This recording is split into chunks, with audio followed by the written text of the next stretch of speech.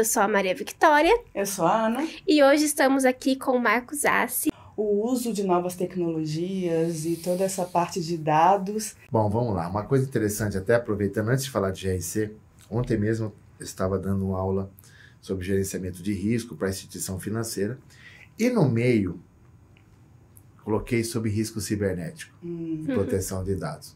O pessoal ficou olhando assim, então, a gente gera informação o tempo todo, né? Até porque me lembrou disso quando eu vi aqui server room, falei assim, peraí, deixa eu lembrar algumas coisas aqui.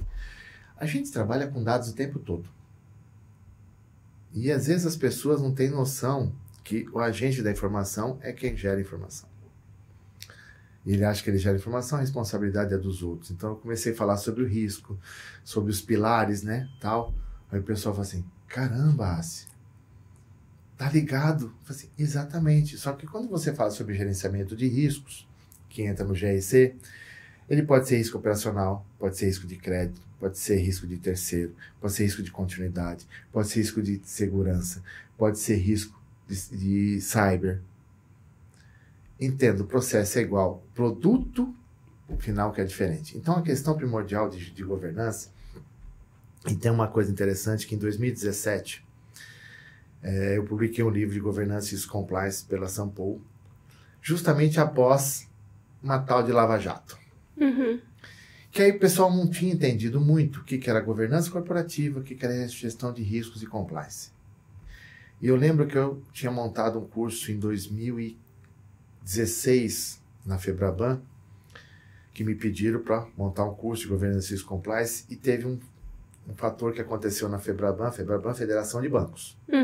90% das pessoas que frequentaram o curso não era de banco. Aí o pessoal fala, gente, como que consegue isso? É o Assi. A pessoa, como é o Assi? O Assi fala disso para qualquer público. E aí foi muita gente de empreiteira, empresa de engenharia, entender que é isso, a governança corporativa, né?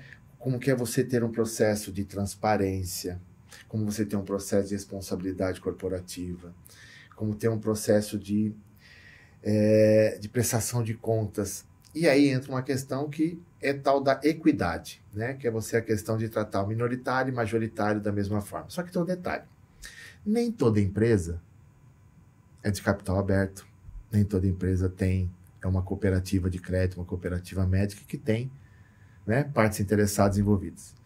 Aí o cara fala assim, mas dá para implementar governança em pequenas e médias? Dá, primeiro, porque você tem que prestar conta. Primeiro para o governo, questão tributária. Você tem que prestar conta para os seus sócios. Você tem que prestar conta para os seus clientes. E você tem que ter uma cobrança com os seus fornecedores e também ter uma transparência junto aos seus colaboradores. Então, isso serve para qualquer um.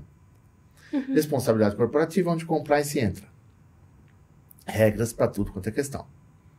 Então, você tem que ter regras. Ah, mas a minha empresa não está ligada a nenhum órgão regulador. Beleza. Mas você tem, por exemplo, lei do consumidor. Você tem a questão tributária. Então, você tem algumas regras a serem seguidas. Ah, mas tem a Lei Geral de Proteção de Dados. Opa, como que eu trato os dados dos meus clientes também? Então, tudo tem essa questão da governança. O risco, qualquer instituição, qualquer organização tem risco. Ao abrir uma empresa, você tem risco dela não ter continuidade ou não. Ah, mas eu só implemento controle interno? Ah, se eu tenho risco. Não. Se abrir uma empresa agora, você tem uma questão societária, então você vai ter que ter um contador, que seja até terceirizado, mas é um contador. E aí ele vai ter que prestar contas, e aí quando começar a operar tem a questão tributária. Se você contratar funcionário, você tem CLT. Se você não tiver CLT terceiro, você tem um jurídico para te ajudar toda essa questão contratual. Então você já tem um monte de risco. Ah, mas aonde estão minhas informações? Você pode usar a nuvem, você pode usar um sistema, tem que controlar isso tudo. E obviamente o compliance está em tudo na vida da gente, né? Eu brinquei outro dia numa palestra, e você sabe que eu tenho problemas emocionais, né? Aí eu, durante a palestra, falei assim, tinha mais ou menos umas 400 pessoas no auditório, assim, falei, todo mundo aqui tem noção do que é compliance? Aí ficou aquele silêncio, assim, né? Um ou outro, sim, tal. Vou explicar para vocês de um modo bem simples, tá? Eu quero deixar bem claro para todo mundo que eu nasci na periferia, tá? Então, eu nasci em Campo Limpo, conheço o método, então vocês vão entender o que eu vou falar. Compliance vem do inglês compliance. do francês, compliance, do português, conformidade. E na periferia onde eu cresci, mano, faz o bagulho certo, o bagulho é louco. Uhum. Em outras palavras, é fazer o correto. Uhum. Então, você tem um carro, você tem que estar habilitado para dirigir o carro. Tem que conhecer a legislação de trânsito. Não é só ter habilitação e sair com o carro para poder fazer as coisas, né? Então, você mora num prédio, no condomínio, tem a convenção do condomínio, tem que respeitar. Nunca leu? Uma hora alguém vai te cobrar. Então, leia antes de fazer. Posso ou não posso fazer? Você trabalha numa empresa, tem regras, né? Às vezes, dependendo da empresa, quando as pessoas começam a exagerar, a gente cria até uma regra de que vestimenta pode usar na empresa. Uhum. Aí você está no home office, beleza. Então a empresa vai lá, coloca um aplicativo que você tem que dar entrada e saída. E aí alguém fica monitorando, se o pessoal começa a extrapolar o horário de saída, vem uma reunião, assim, gente, nós temos tolerância até 15 minutos depois das 18 horas. Vocês estão colocando o dedinho depois das 18h20, 18h30, tá fora do eixo. Então começa a cumprir regras. Uhum. Né? Então você está no aeroporto, tem regra. Você está num shopping, tem regra. Qualquer lugar que a gente vai tem regra. Então, em todos os momentos, alguém está fazendo a governança do processo, está fazendo o gerenciamento de risco, testando os controles e fazendo com que essas regras funcionem. A diferença é entender isso dentro da empresa. Seus departamentos, porque serve um conselho de administração, né? O conselho de administração serve para que dê direcionamento, que crie um planejamento estratégico para a empresa.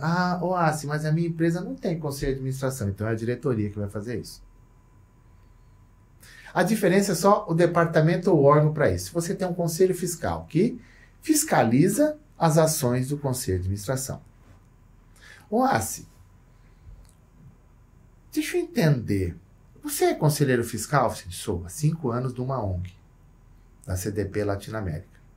É uma ONG voltada para a questão de meio ambiente, a questão de diversidade, a questão de sustentabilidade, a questão de mobilidade urbana. Então, ele tem todo esse processo. Só que eu sou do Conselho Fiscal.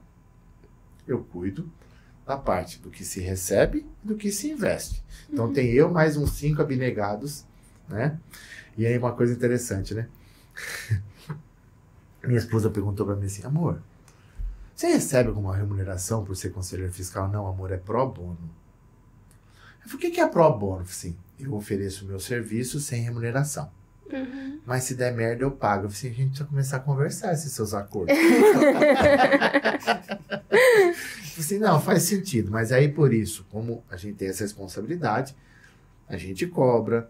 A gente trocou até o escritório de contabilidade que estava anterior, porque não conhecia do terceiro setor. Então, essa é a função do Conselho Fiscal. Uhum. Fiscalizar, olhar tudo aquilo que está sendo feito, e lá como não tem um conselho de administração, mas tem o conselho curador, que são os investidores da ONG, então temos que prestar conta e monitorar o que eles estão fazendo. Falou que vai fazer a doação, cadê o dinheiro?